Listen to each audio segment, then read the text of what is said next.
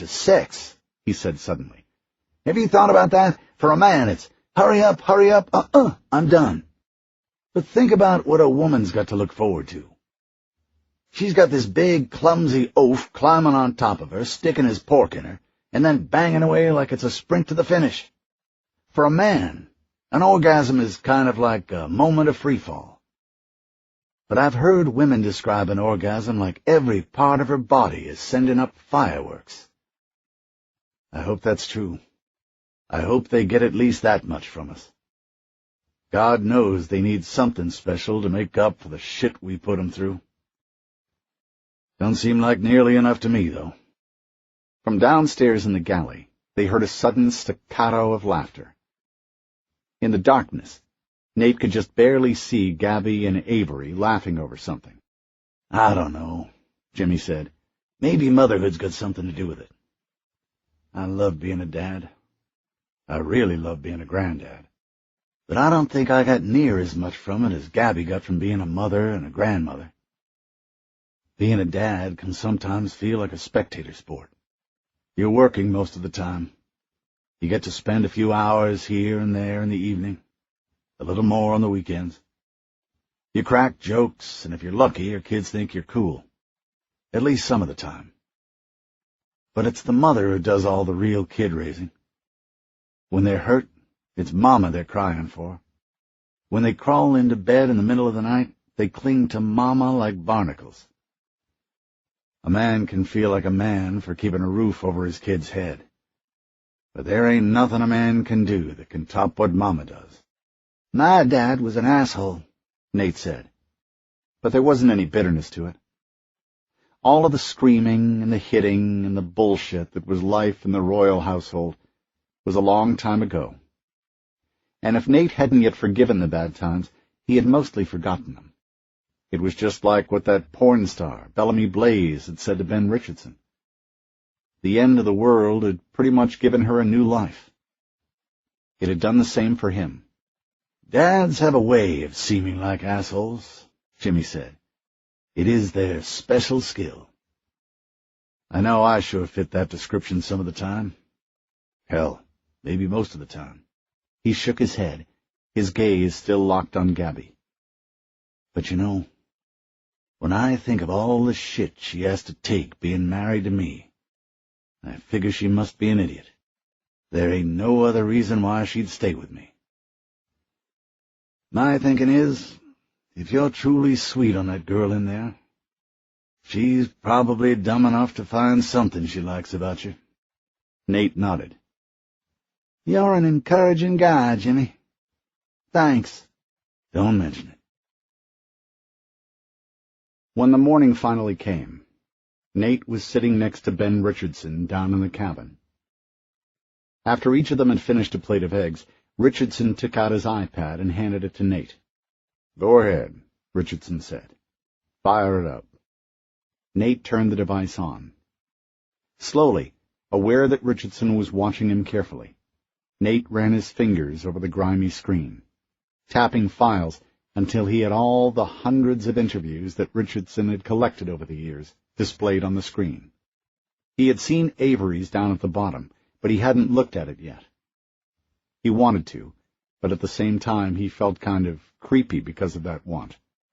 Somehow, the idea of watching her interview felt improper, sort of like watching her change clothes when she didn't know she was being watched. It was an odd feeling for him. I've been thinking about these interviews a lot lately, Richardson said, and there was a solemn tone in his voice that immediately made the hairs on the back of Nate's neck stand up. I've been thinking about what they mean, what they're worth. Nate didn't speak. Though he'd never been a particularly sensitive man, he was aware that the conversations he'd been having with Richardson over the past few days had been leading up to something. And whatever that something was, this was it. Richardson was struggling to get something out, and nothing Nate could say would hasten that. I want you to have that, Nate. The iPad. You what? But what about your book? All your notes are on here. That's true. I still want you to have it, Nate. But why? Nate looked at him, honestly and completely confused. But then it dawned on him. You're not going to finish it. You never had any intention of finishing it, did you? Richardson smiled. Maybe in the beginning I did. Certainly not lately. Lately it's just been a thing I do. Like a condemned man putting hash marks for the passing days on the walls of his cell. Does that make sense? It's something that you do because your mind won't let you rest. You do it because your mind has more stamina than your body. What are you saying? You're not gonna do anything stupid, are you? No, Nate. No, you don't need to worry about that. But I am being a realist. He pointed to the iPad. This is what's been keeping me afloat for the last few years. I think that's why I've made it a point not to finish it. But I think you're finally coming into your own. I've listened to your story about where you came from, all the troubles you had growing up. But you're not that guy anymore, Nate. You may not feel like it, but you've grown up. This world, for all its faults, has made you a man. You're the pony to bet on. That's why I'm giving this to you.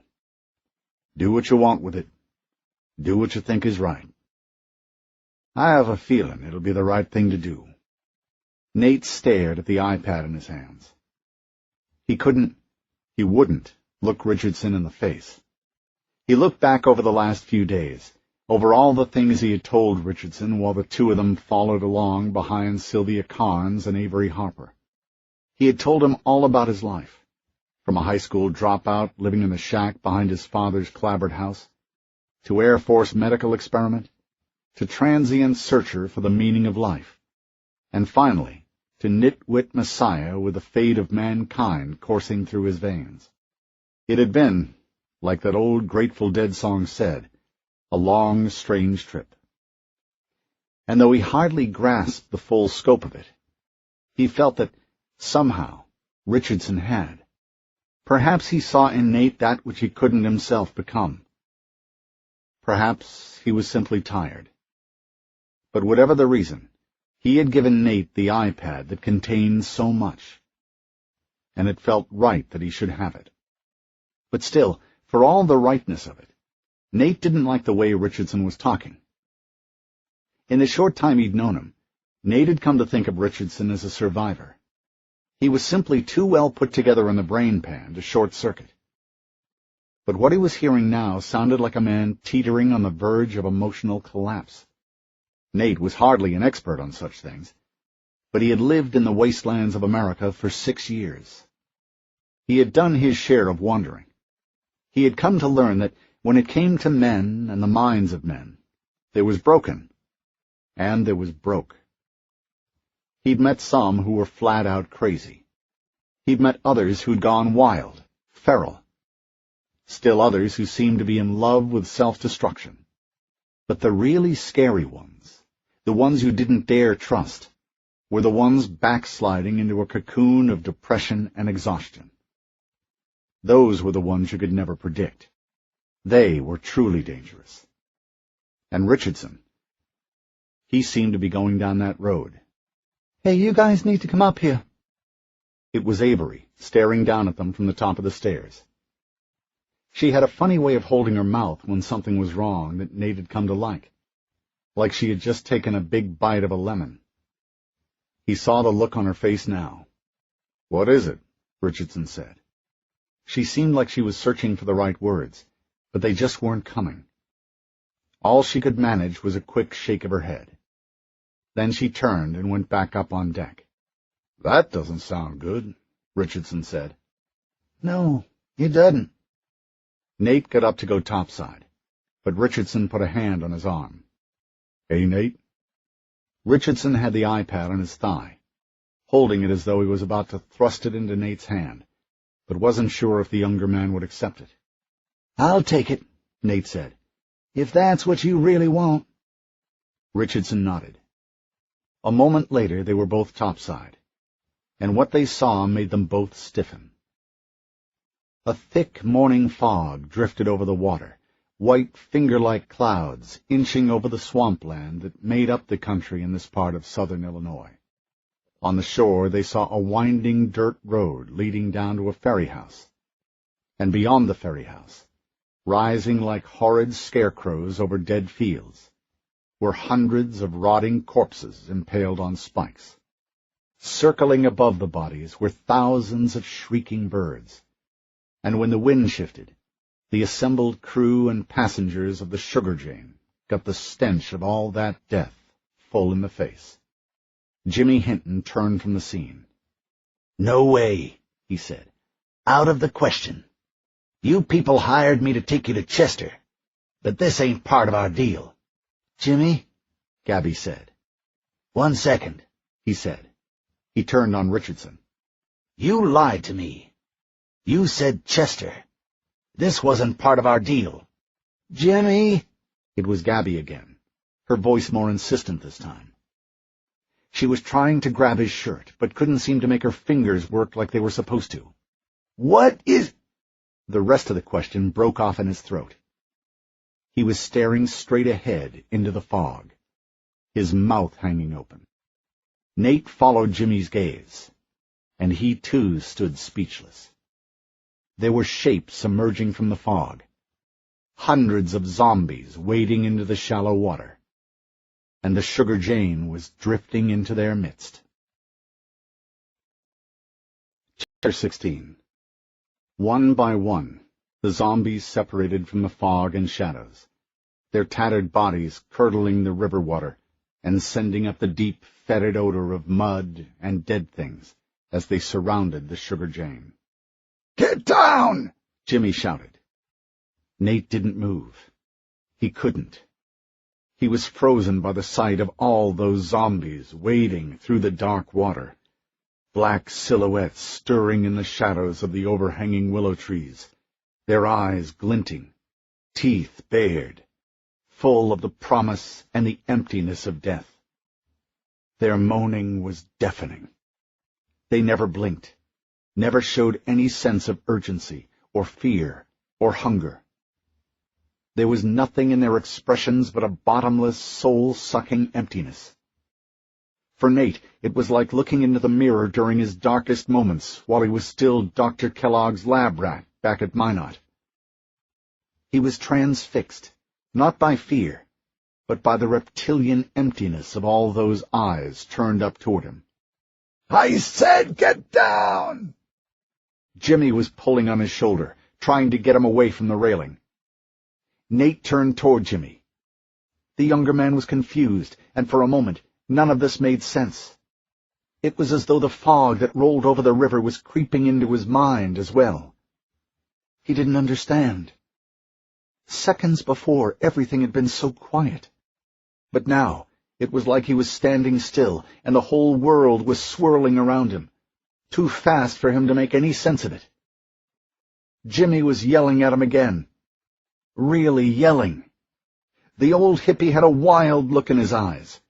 His hair was standing on end, and with the morning sun behind his head, he looked like his head was on fire. "What the hell, boy? You want to get shot? Get your head down!" Shot? What was he talking about? Only then did Nate see the AR-15 that Jimmy was trying to point over the bow. "Move!"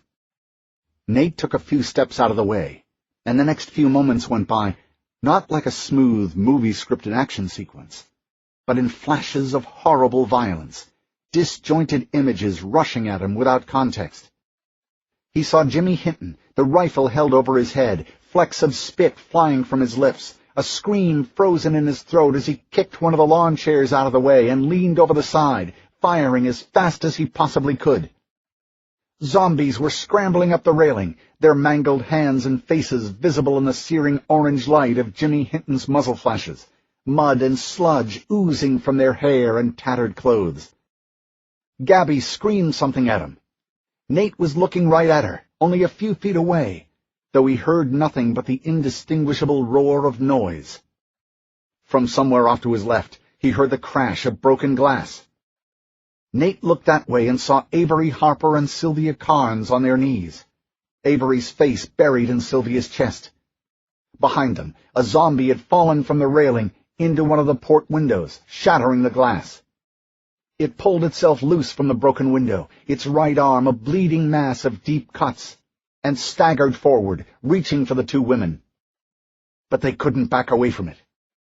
They were trapped by two more zombies climbing over the railing right in front of Nate. At that moment, Avery looked up at him, and the confusion that had clouded his mind was swept violently away. Anger supplanted confusion, and he surged forward, his fingers curling into fists. None of these rotting bastards were going to touch her, not while he was around to do something about it. The two men closest to him were bone skinny, both of them stinking of rotting meat and river mud, their heads lolling on their shoulders. Nate rushed forward, determined to shove them back over the railing and pull the women to safety. But he hadn't taken more than 2 steps before somebody threw him sideways into the cabin wall. "Get your head down," Gabby Hinton said. She pinned him against the wall with one massive arm. "Stay there!" She let go of him long enough to bring her rifle to bear on the two zombies, dropping both of them with a single shot to the forehead. "Don't move," she said. The intensity in her stare held him against the wall as surely as her arm had. He nodded. Gabby fired again, this time at the bloody zombies staggering toward Avery and Sylvia. "Get over there with Nate," she said to Sylvia. "All of you, inside, now!" Nate helped them toward the door. Through the fog he caught a glimpse of Richardson in the back of the boat, burning his way through a magazine as he shot over the sides at anything that moved. Zombies were pouring over the railing now, all down the length of the boat, rising out of the fog like demons. Gabby kept firing, her brown dress swishing with every move of her vast bulk, but to Nate it seemed like she was fighting against an inexhaustible force. There were just too many of them. A woman was staggering toward Jimmy, her hands outstretched, the ruins of her dress hanging in strips from her waist. There were leaves and sticks caught in her hair. Her breasts swayed with every step, leaking mud. Her face was a patchwork of oozing sores, and her back was covered with leeches. One ankle was almost certainly broken, the foot twisted under so that she hobbled forward on the blade of her foot. Nate took a step forward, ready to push the woman out of the way, but his foot slipped on the blood and mud and viscera that had pooled on the deck, and he went down hard on his butt. "Jimmy! Behind you!" he yelled. But the words were lost beneath the rattling guns. The woman was almost on him. Her mouth was opening and closing, her fingers clutching instinctively, as though already pulling the meat from Jimmy's corpse. Nate looked around and saw Jimmy's lawn chair folded up on the deck. He scooped it up, pulled himself to his feet like a man struggling to stand on wet ice, and swung it at the woman's head. The flimsy chair bounced off the zombie's head with a crunch of cheap metal, but it was enough to send them both sprawling toward the railing. The next instant, Nate found himself leaning over the side, staring down into water that was churning with zombies, all of them reaching for his face, the smell of death and rotting vegetation assaulting him like a slap in the face.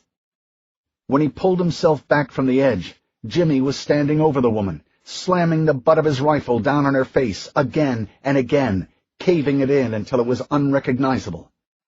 Gabby looked back over her shoulder and found her husband. "Get us out of here," she said. "We can't do this much longer."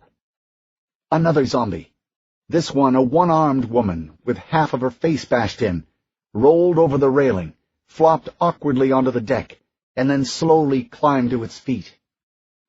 Gabby shot her right through the damaged part of her face and flipped her backward over the railing.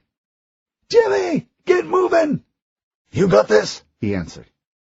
"Yeah, go!" She didn't wait for a reply. She spun around to face the surge of hands and faces rising over the gunwale, rifle at the ready. Nate watched in awe and rapt fascination as she calmly flipped the weapon selector switch to burst and went back to firing at a zombie less than an arm's length away. Her bullets nearly sliced the man in half, causing him to slide back into the water that was rapidly turning to a bloody sludge.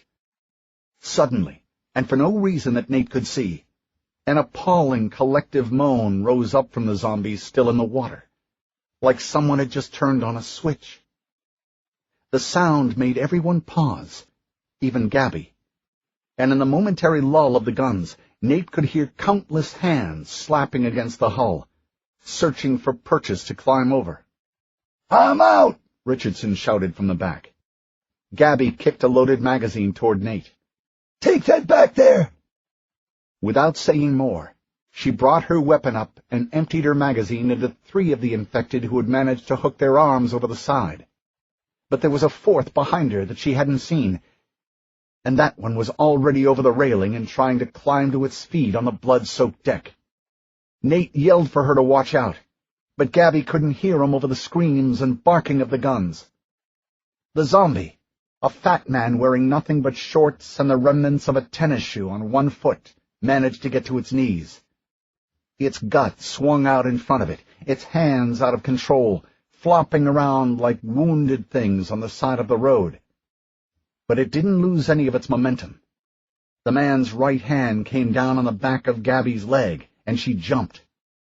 She pointed the rifle at the thing's head. It tried to twist toward her calf, but she batted the zombie's hand away with a barrel and lined up her sights on the back of its head. But before she could pull the trigger, the man grabbed the muzzle and pulled it down, using the counter-leverage to climb to its feet. Without thinking, Nate rushed forward and kicked the zombie in the ear. It rolled over, emitting a noise that was somewhere between a growl and a feeding moan. It clutched at Nate's foot, snagging the hem of his jeans. Nate tumbled down to the deck, landing face first on top of the zombie. It raked its fingernails across his cheeks, cutting his skin deeply, though in the adrenaline rush that came with the fight he didn't notice the pain. He jammed the heel of his left hand into the zombie's mouth and pushed its head to one side. There was a brick next to his head, one of the ones Jimmy had used to anchor the lawn chairs in rough currents, and Nate balled his fist around it. The zombie turned its one seeing eye up at Nate and tilted its head to one side, as though questioning him, its mouth open and oozing fluid. Nate slammed the brick down on the top of its head. The zombie's face bounced off Nate's leg, and its stare found him again. "Fucking die already!" He slammed the brick down again and again, screaming with every blow until the zombie rolled off his legs, its head a caved-in mess. Nate pulled his legs back. He rose to his feet. Gabby Hinton was staring at him. "What?" She raised her rifle, the business end staring him right in the eye. "Whoa," he said. "Hey, hold on!" Without lowering the rifle, she turned her head and said, "Jimmy, we need to go." "I'm working on it." Nate turned just enough to see Jimmy pulling himself over the flybridge's railing. He grabbed the throttle and eased it forward, the engines responding with a sputtering gurgle that surged the boat forward. Nate swayed with the sudden movement. When he looked back, down the length of the boat, he saw zombies losing their grip on the railing and falling back into the water. He saw Ben Richardson and Sylvia in the back of the boat, punching at hands with the butts of their rifles. They were moving now, pulling away from the cover of the willow trees and into the wider expanse of the river. The zombies kept coming, but as they reached deeper water, they sank and drowned. When Nate turned back to Gabby, he was still staring into the business end of her rifle, the hole at the end of her muzzle looking like an open, toothless mouth. He blinked at her. "You saved me, Nate," she said. "But you're infected. I'm sorry." He shook his head at her, held up his injured hand as though he could turn the bullets to one side. She backed up, keeping her gun on him. "I'm sorry," she said. "Stop!" It was Avery Harper. She broke loose from Sylvia's grip and jumped between Nate and Gabby Hinton. "Don't shoot him. You can't. He's immune. He won't turn."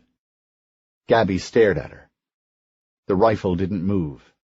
"Honey," she said, "move aside." "She's right. Richardson said. He was coming forward as he spoke. She's telling the truth. He really is immune. Gabby looked from Avery to Richardson, then slowly back to Nate, studying him. No, she said. That's impossible. They ain't lying to you, ma'am, Nate said.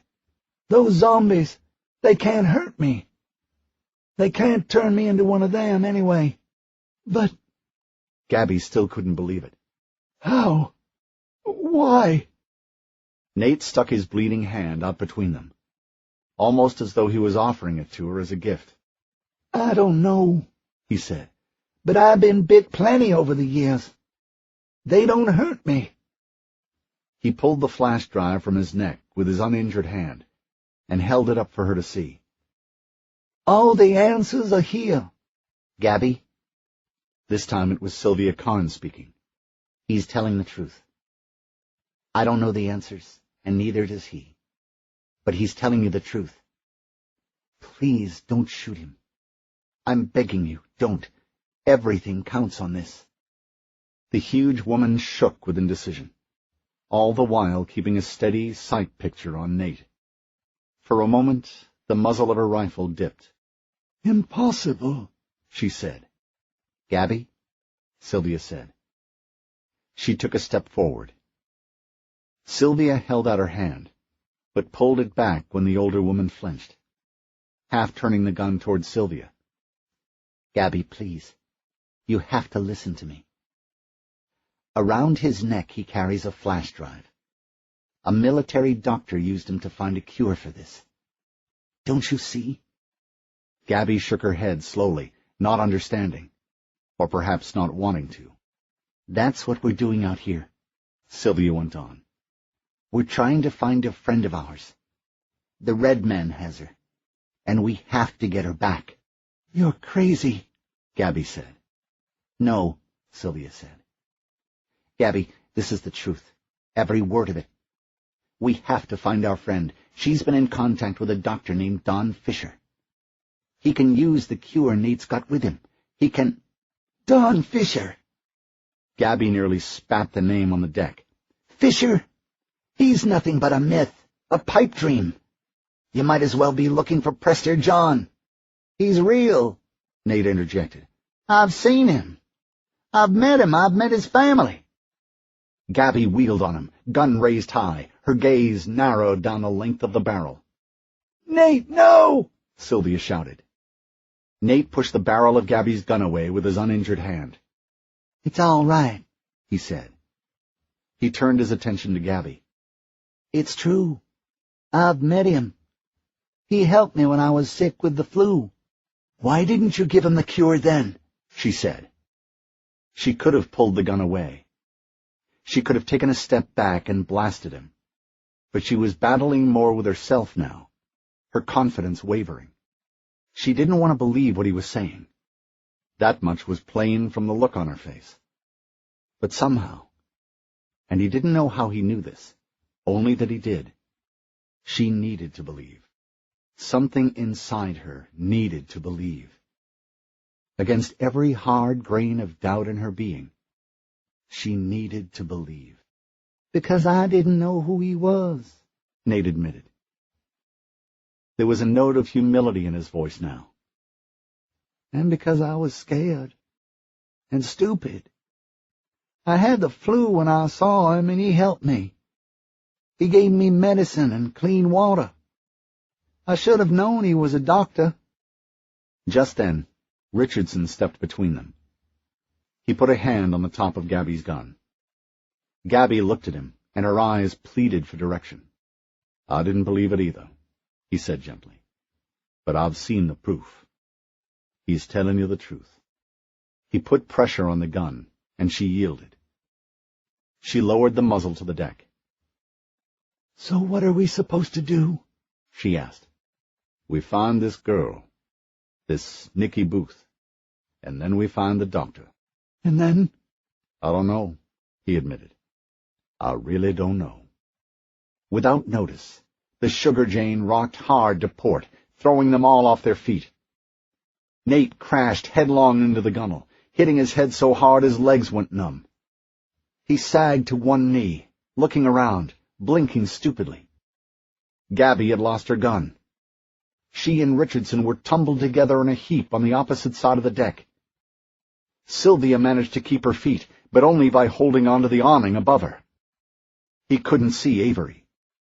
Gabby stood, looked around. The fog was thinning, but they still couldn't see much beyond the red man's compound rising above the next bend in the river. "We're turning around."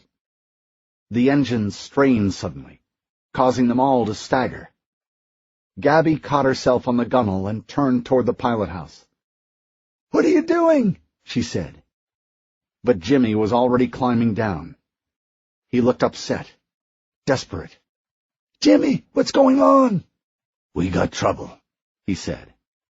He rushed past her without explaining, unlocked an access panel near the bow, and threw open the hatch. Inside, Nate saw what looked like scuba gear, tanks, masks, and hoses. "Help me with this," he said. Gabby didn't hesitate. She rushed forward and started pulling metal tanks out of the hold, lining them up against the railing. Jimmy brought out the regulators, and together they slid them onto the tanks and screwed them down. He tested one of the regulators, and, satisfied it was working, turned to the others. "We're abandoning ship," he said. "Everybody up front, fast." "What's going on?" Richardson said. "The red men's coming. I caught a glimpse of them through the fog. There's a bunch of boats." "You can't outrun them?" Sylvia asked. "Not a chance. Let's go, everybody. We've only got the 4 tanks, so 2 of you will have to double up." Jimmy slipped a tank on his back and pulled the regulator over his shoulder. Then he helped Gabby into hers. Nate looked around. Sylvia and Ben were both putting on tanks, Sylvia pulling Avery over to her side as she did so. Ben nodded at him. "Looks like you're with me." Nate opened his mouth to speak, but didn't know what to say. It was happening again, the confusion seeping into his head like a fog. This was coming at him too fast. He had so many questions buzzing around in his brain, he couldn't figure which one to ask first. In the near distance, they could hear the steady thrum of boat engines coming closer. "Let's get moving, people," Jimmy said. "They'll be on us any second." He climbed over the railing and looked back. He caught Nate looking at him. "What's your problem?" he said. Nate stammered. "Spit it out, boy." "I can't swim," Nate finally said. Jimmy laughed. It was a deep, phlegmy sound. Then he shook his head. "And here I thought you couldn't get any dumber." He shook his head again and dropped overboard with a splash.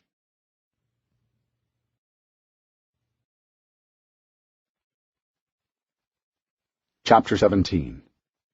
The red man sat in the dark in the middle of the little cabin at the foot of the stairs. The young man who had been given the task to go below and deliver the news stood at the top of the stairs, not wanting to take another step. He was more than scared.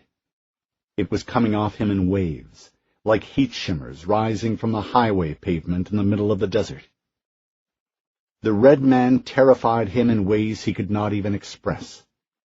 He was sweating, unable to swallow the lump in his throat, a chill creeping over his skin with every moment he spent in this devil's company. "Well?" The voice startled the soldier, and he flinched. The red man was stirring, a darker shadow moving through a pool of lighter shadows. The soldier took a few steps down, stopping when the smell assaulted his nostrils. "Sir," he said, his voice faltering, "we've got the boat. We should be coming up on it any second." There was movement in the dark, and the next instant the red man was standing just below the soldier, staring up at him with eyes that were unblinking and insane. He didn't speak, only stared at the soldier. The young man wanted to back up, but didn't dare. His name was David Cohen, and he had been a black shirt for a little over a year, ever since the red man's army swept over the Las Cruces compound, where he'd lived since he was a boy. He'd been working the fields, harvesting squash, when the main attack started.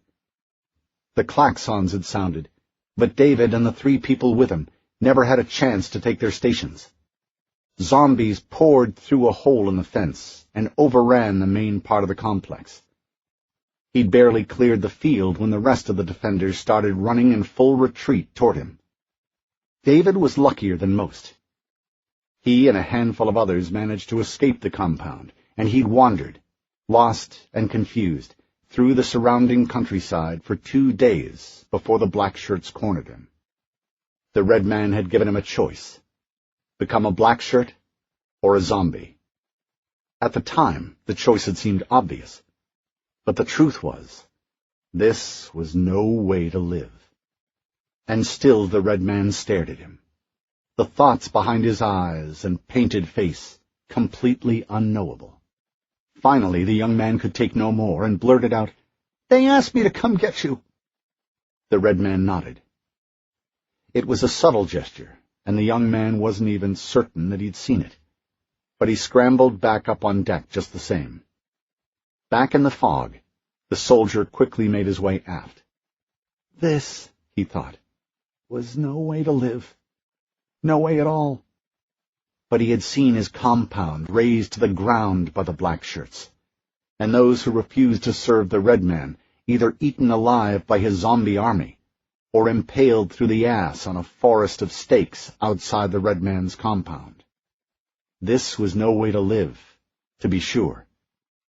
But he was living. That much he would hold on to as long as he could.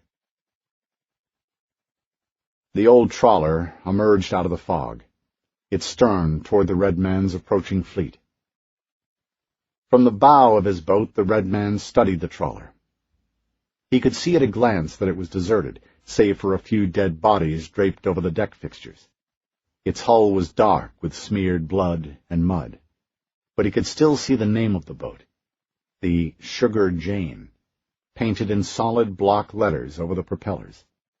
"Doesn't look like anyone survived," one of the soldiers said. The red man didn't look at him. He studied the boat for a moment longer, then said, "Bring us alongside.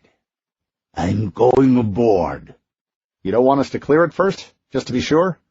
"Just bring us alongside." "Yes, sir." They glided up to the other boat, nudging it gently. The crew tied it off, and the red man stepped aboard. The deck was slick with gore and mud. Spent shell casings glinted wetly from the deck, quite a few of them.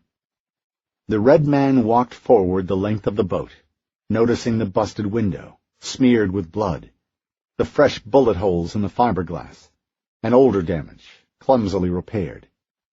He circled back and went down to the main cabin. He saw beds for 5 or 6, 2 of them hastily made up. There was a backpack on one, and he opened it. A few yellow blister packs of pills and some tattered clothes fell out.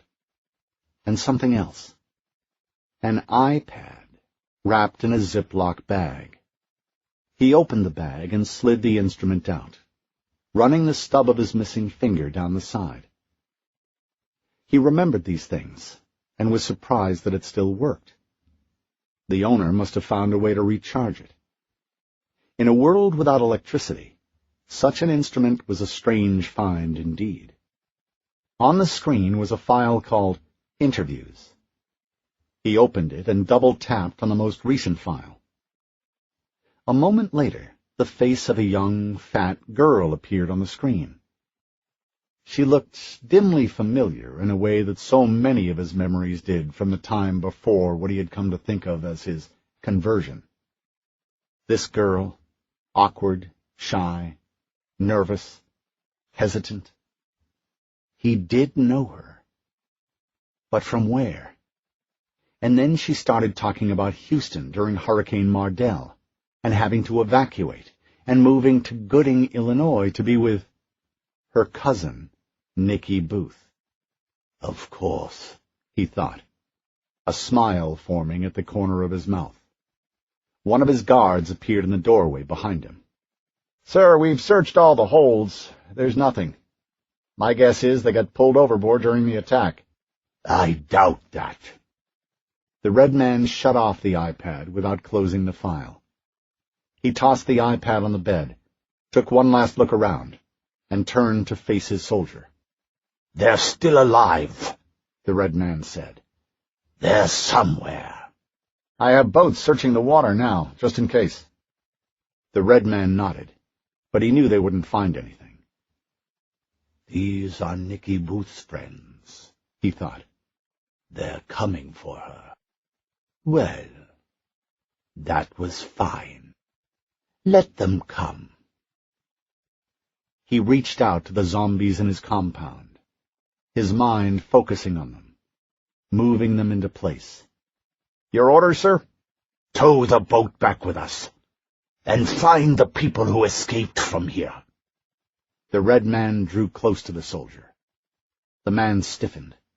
His mouth twitched, the beginnings of a grimace, partly from fear, partly from the rotten smell. There should be a young, fat girl with them. Take her alive. I want her brought to me. The man swallowed uncomfortably, then nodded, and got out of there as fast as he could. Chapter 18. Nate surfaced, sputtering and coughing. They were underneath a large wooden pier that stretched some 100 feet or so out over the water, and there wasn't enough headroom for him to stand up. But even if there had been headroom enough, he wouldn't have had the strength. He was just lucky to be alive. He pulled away from Richardson and crawled on his hands and knees onto a stinking, slimy mudbank, the foul taste of the river still in his mouth. Richardson was beside him, also on his hands and knees. "You okay?" he said. He was speaking in a whisper. Nate nodded, then coughed again. He glanced toward the river, his eyes following the line of the pier. A thick, drowsy fog hung over the dark water. Waves lapped quietly against the muddy bank, stirring up a smell that reminded him of compost. He found it difficult to process the sleepy ease of the scene, especially after what he'd just gone through. It had been a rough swim. They'd been going with the current, downriver, and Nate was able to let it carry him most of the way. But then the group had reached the pier and turned toward shore. That had been the hard part. He had kicked and beat ineffectively at the water, but couldn't make himself go. The regulator had popped out of his mouth, and he'd started to sink. He'd panicked. River water had got into his mouth, and he'd swallowed some of it. But then Richardson grabbed his arm and pushed the regulator back in his mouth, and carried him the rest of the way. "I almost drowned," he thought. "Jesus Christ." That would have been something. He'd lived through the apocalypse. 4,000 Air Force soldiers died at Minot, but he'd escaped. He escaped the mass suicides at Jasper Sewell's Grasslands compound. He'd even escaped certain death at the hands of the Red Man, the Zombie King. It would have been something to live through all that just to drown in the river. Nate laughed, a gravelly, choking sound that brought with it another round of coughing. His chest and his throat were burning and tight, but it didn't hurt as badly as it had just a few minutes earlier. "Nate Royal dodges another bullet," he thought. "Yay me." After another round of coughing, he glanced up at the others. Jimmy and Gabby were stowing their gear in the joint where the pier met the bank, the two of them all business, as usual. Sylvia was fussing over Avery. She checked her injuries, then brushed the girl's wet hair back from her eyes with her fingertips. They made eye contact. Sylvia whispered something to her, and Avery nodded in reply. Beside him, Nate was sliding out of the harness that held the air tank on his back. Nate wondered if he too was thinking how close they'd come to drowning. With all his panicked kicking and thrashing, Nate knew he'd been a handful down there, and Richardson was certainly no spring chicken anymore. "Where are we, anyway?" Nate said. Jimmy wheeled around fiercely, his eyes narrowed, his lips pulled back from his teeth in a snarl. "Keep quiet, you idiot! You trying to get us killed?" Nate frowned at him. Jimmy stared back at him, almost daring him to say something else. Growing up, there had been a few years, mostly during middle school, when nearly every word he spoke to his father earned him a slap across the mouth. Kneeling there in the mud, the quiet sound of water lapping against the pier beams all around him, Nate felt the sting of old wounds rising in his cheeks. He lowered his eyes. "I was just asking," he said. Jimmy turned away, muttering something about how a man so dumb had no reason to go on living. When their gear was stowed, they crawled over to the pier's shadow line and looked out across the grounds of the Kirkman Hyatt Hotel. A few guards stood by the entrance closest to the pier, but otherwise the field between the water and the building was deserted. Nate's gaze drifted from the water, across the open field, and finally over the buildings. Or building, rather. From the glimpses he'd gotten while they were still on the Sugar Jane, it had looked like the hotel was made up of 3 separate buildings. But it was just one building. He could see that now. One really huge building. There were 3 towers, each about 9 or 10 stories high, and made of dingy gray brick. They were arranged in a V-shape, each one connected to the others by flat-roofed common areas. Avery was looking at him. He met her gaze, and she smiled. "It used to be the Kirkman Hyatt Hotel and Convention Center," she said, almost as though she could read his mind. "It was the biggest hotel in the Midwest before the outbreak." Sylvia looked back toward the water. "The fog's starting to clear," she said. They could hear the red man's boats powering slowly back and forth across the river. "They're still looking for us. But once that fog's gone, they'll know we're not out there. That doesn't give us much time." "To do what exactly?" Gabby asked. "We're going in there," Sylvia said. "We have to find Nikki. Without her, all this is for nothing." "I only see the 2 gods," Richardson said. "We can get past them." "Listen to you 2, Gabby said. There was a smile forming at the corners of her mouth, but it was an expression of disbelief. "You're both absolutely insane." Gabby looked from Sylvia to Richardson, and back to Sylvia again, as though one of them might miraculously come to their senses and tell her they were just kidding. But when that didn't happen, she huffed and shook her head. "What would you have us do?" Sylvia asked. "You know why we're doing this. You know how important this is. Not just to us, but for all of us. People everywhere." "Save your speeches," Jimmy said. "Just tell me how you're going to get in there." "We have to get around those 2 guards," she said. She hesitated for a moment, then pointed to the north side of the tower to their left. "Maybe through a window on that side there. That line of shrubs should give us some cover from those guards." "It'll get us out of their line of sight," Richardson agreed. "And when you're inside," Jimmy said, "how are you going to find your friend?" Sylvia shrugged. "I don't know. I hadn't thought that far ahead." Jimmy huffed. "Well, it's your ass." "Hopefully not." She turned to Gabby. "You 2 don't have to come with us. It'd help if you could find us a way out of here, though. Maybe have a boat waiting for us?" Gabby looked at her husband. A silent conversation seemed to play out between them. Finally, she turned back to Sylvia, nodding. "Yeah, we can do that." "Good. Everybody ready?" "Wait," Richardson said. He glanced at Avery. To Nate, it looked as though he was about to suggest she should stay put, or perhaps go with Jimmy and Gabby. "What is it?" Sylvia said. If she had picked up on Richardson's questioning glance toward Avery, she made no sign of it. Nothing," he said. "I'm ready." A ragged line of red-tipped photinias ran along what had once been the hotel's northern property line. It wasn't much for cover or concealment, and looking up at the black, vacant windows and the tower face above them, Nate figured that anybody watching the grounds from up there would spot them easily, but Sylvia guided them to the tower without incident. They ran from the last of the bushes to the side of the tower in a crouch. Like kids playing at being soldiers, Nate thought. The thought might have been funny in some other place, some other time. As it was, he was beginning to feel sick again, as though something long and massive was slowly uncoiling in his gut.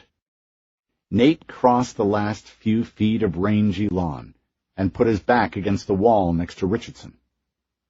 On the other side of Richardson was an empty window, and on the other side of that stood Sylvia and Avery. Sylvia glanced into the opening and seemed satisfied. "At least we won't have to break out the window," she said.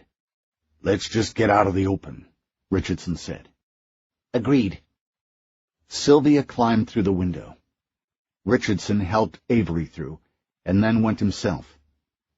A breeze touched Nate's face, bringing with it the dank, earthy smell of the river.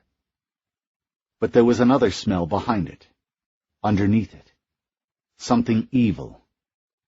It sent a chill through him, raising the goose-flesh on his arms. Maybe this was a bad idea, Nate thought. But he did it anyway. He climbed through the window and dropped into what must have been some kind of office back before the outbreak. In the dark, he could make out a lot of desks, most of them pushed off at odd angles from their once orderly rows. He could picture people working at those desks, discontented drones engaged in the soul-sucking task of moving paper from one stack to the next. There was dried blood on the walls, a ragged outline of a hand dragged across a grimy wall. How old the blood was he couldn't tell, and he supposed it didn't really matter. Trash was scattered all over the floor.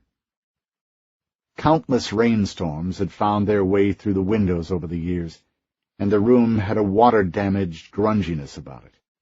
There was a smell in here, too, that of sodden paper and spoiled food. Rats scurried into the shadows. Nate heard, or at least thought he heard, the sound of their little claws tapping on the hardwood floor. "Where do we go from here?" Richardson asked. Sylvia shrugged. "I don't know, Ben. I guess we just start looking around." "Should we split up or something?" Nate asked. "No," Sylvia said. "If we get separated, we may never find our way back together again." They found the exit, and on the other side of that a long, narrow hallway. There were rooms all down the length of the hall, darkened doorways leading God knows where. "I don't like this," Avery said. Sylvia grabbed her hand and squeezed. "You're worried about zombies in here?" Avery nodded. "I don't think we're going to have to worry about that." "Why?" "This is the Red Man's home base. If he can control zombies from miles away, he should be able to keep them under control when they're right here under his thumb." "How is that supposed to make me feel any better?" Avery asked. "He uses uninfected troops, too. He can't very well house them here if he has zombies running around everywhere. None of them would stay. My guess is the zombies he does have here are kept out of the way and under tight control." Richardson scoffed. "Sylvia, that's bullshit." "Excuse me?" "You know better than that. They let us get in here. They practically opened the front door for us. This is a trap." "A trap?" The muscles in her neck twitched. She put her hands on her hips and stared at Ben like he was the dumbest man alive. Nate knew the look well. He was just glad it was pointed at someone else this time. Sylvia shook her head. "Ben, you need to make up your mind." "What's that supposed to mean?" "You tell me. First, you don't believe these zombies are capable of being cured, that their minds are permanently gone, and then you go and suggest they're capable of setting a trap. Which is it, Ben? Make up your mind." "A Venus flytrap is capable of setting a trap for a fly." "What does that have to do with anything?" "Nearly every predator on the planet is capable of setting a trap. That doesn't make them human, and it doesn't prove they can be cured. You're living in La La Land if you believe that." "And you're being obtuse." "I am not." "Fatuous, then." Hey, I'm not calling you names. You said I was full of shit. No, I said what you said was bullshit. There's a difference. Not from where I'm standing. These two, Nate realized, were like racehorses going around the track. Their arguments had a sort of useless circularity to them, a constant effort to outdistance one another on a course that went nowhere and proved nothing. Nate looked at Avery. She met his gaze, and he saw exhaustion in her eyes, the same kind of exhaustion he'd seen in the soldiers back at Minot, right after they'd come back from working double shifts at the fence line, where the zombies gathered in crowds hundreds deep, moaning with the voice of hell. And yet it wasn't exactly the same. Not really. Now that he was studying her, really looking at her, he could see it was actually the exhaustion in him projected onto her. The clarity of the insight startled him. For so long people had told him he was dumb, a moron, and he had believed it. He'd never seen or felt anything to contradict it. And yet, when he was with her, when he was with Ben and Sylvia and Avery, he couldn't help but feel good, like he was complete. When the four of them were together, he felt like matching gears had suddenly been pieced together for the first time. This constant arguing between Ben and Sylvia. Perhaps it was some kind of courtship between them, something the two of them needed. But it was throwing a wrench in the gears. "Both of you stop it," he said. "Just shut it." They both looked at him, frankly shocked at the tone of his voice. "Both of you, please. We have work to do."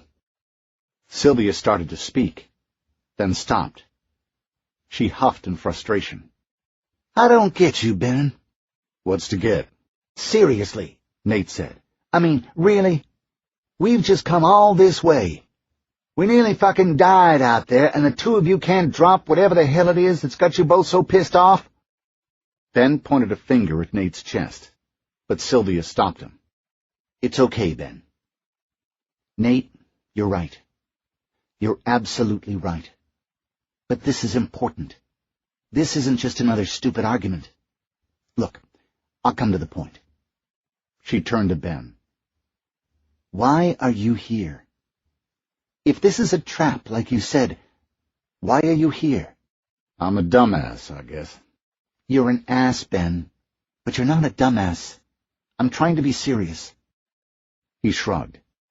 "Think about it, Ben. Why?" "I don't know." "Answer my question, Ben. Why are you here? I know why I'm here. I know why Avery's here. Even Nate has a reason to be here. But what about you? What purpose do you serve?" Richardson didn't speak. To Nate it looked like he couldn't, or wouldn't, find the words to say what was going through his head. "Answer me, Ben. What are you thinking?" Ben stared at each of them in turn. There was a fierce resistance in his eyes, at least at first. That faded. Then he spoke. "You remember when I saw you for the first time?" He was looking right at Sylvia. "I don't mean in Austin. I mean in St. Louis." She nodded. "I remember. Outside of that pizzeria." "Yeah. I was collecting stories then. That was what sustained me, you know? The thing that kind of kept me moving." She nodded. "I had come to think of myself as this sort of roving camera. I used to tell myself that when I saw fucked up shit. Roving camera, I'd say. Don't get involved. Just watch. Process it. Save it." "Burnout," she said. "The feeling like you're going round in circles." "That's right," he said, pointing at her. "Picture this. I'm working on this book, right? It's supposed to be the definitive history of this crisis we're all living through. I've been from one corner of the country to the other. I've broken laws, lived through mass suicides, talked to crazies and politicians and crazy politicians. I've seen it all. I've collected thousands of interviews. I've heard every single possible point of view, and I've dutifully put them all down. And you know what? He looked to Sylvia. She shook her head. He looked to Avery, who simply stared back at him, eyes shrink-wrapped as though from incipient tears. Tell me, Nate said. You began to wonder who the fuck would ever care. Richardson seemed on the verge of tears. Yes, he admitted. Yes, goddammit, that's it exactly. He looked around the empty hallway, and there was no dread, no fear, no sense of being in way over his head. This place was just empty. Doorways leading onto quiet dead ends. Though, strangely, Nate didn't see the same pointlessness that Ben seemed to be feeling. Ben said, Everything was still there. All my old writing skills. I could still type. I could still get someone to tell me their story, trust me. I could still find the right words. I could keep an interview lively. I could transition from one thought to the next like nobody's business. But, Sylvia said. Ben didn't say anything. What was missing, Ben? Nate asked. He had been looking at the floor. When he met their gaze, his eyes were bloodshot and wet. Curiosity, he said. Sylvia didn't get it. Nate could see that from her frown, but Nate was pretty sure he understood. You sold out, didn't you? Richardson flinched.